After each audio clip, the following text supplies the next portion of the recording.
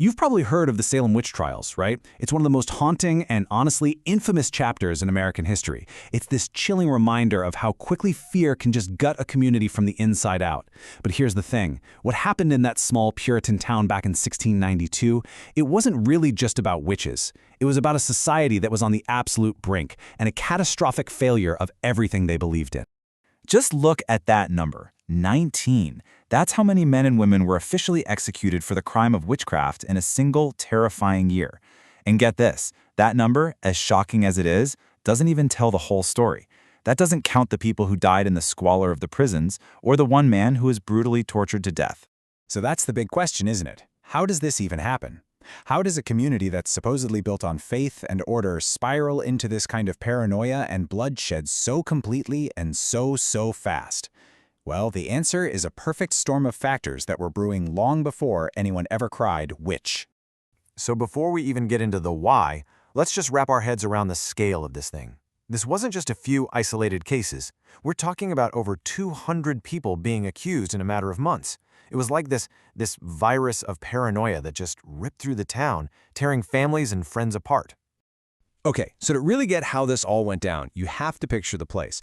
Salem Village in the late 1600s. It was a tinderbox. Seriously, just waiting for a spark. The people there were living under immense, constant pressure from all sides. So you've got this really intense cocktail of pressures all mixing together. First off, these were Puritans. They had this unshakable, deeply held belief that the devil was a real, physical force who was actively trying to destroy them every single day. Then you add in the brutal realities of life back then. Harsh winters, deadly diseases, the constant threat of attack. And on top of all of that, you have bitter fights within the community itself, squabbles over land and who should be the minister. It was a town just simmering with anxiety, looking for someone or something to blame. So you've got this powder keg of a community, right? Tense, anxious, suspicious. And then, in the dead of winter, January 1692, bam! The spark finally hits. And it doesn't start with a battle or a big sermon. It starts quietly, inside the home of the local minister.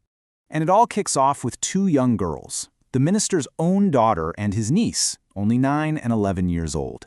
They started having these terrifying fits, screaming, twisting their bodies into strange shapes, crawling under furniture, and crying out that they were being pinched and bitten by things no one else could see. And pretty soon, other young women in the village started having the exact same symptoms.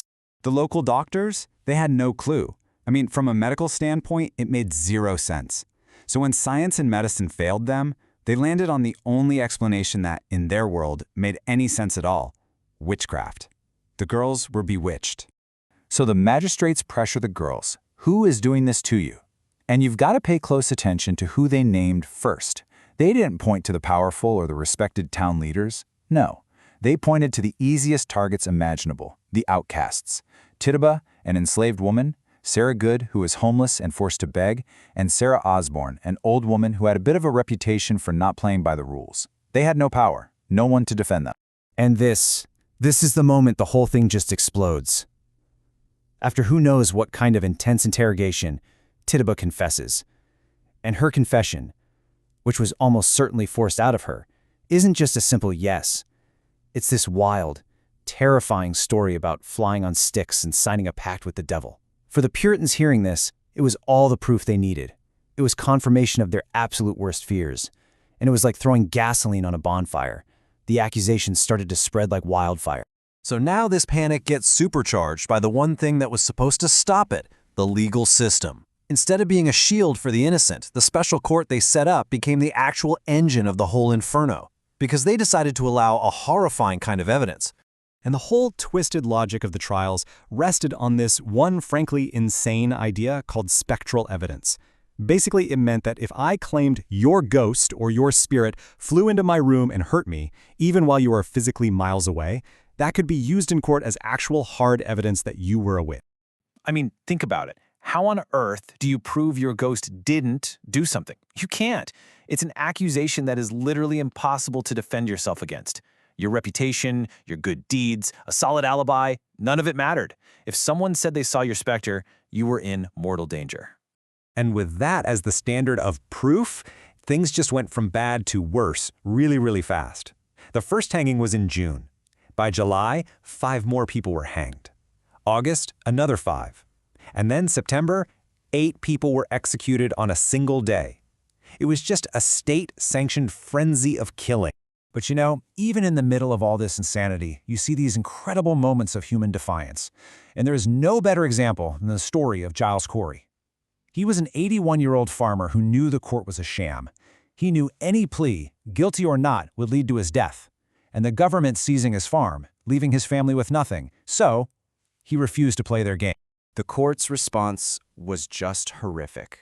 They used a medieval form of torture called pressing. They laid him on the ground and piled heavy stones on his chest to try and force a plea out of him.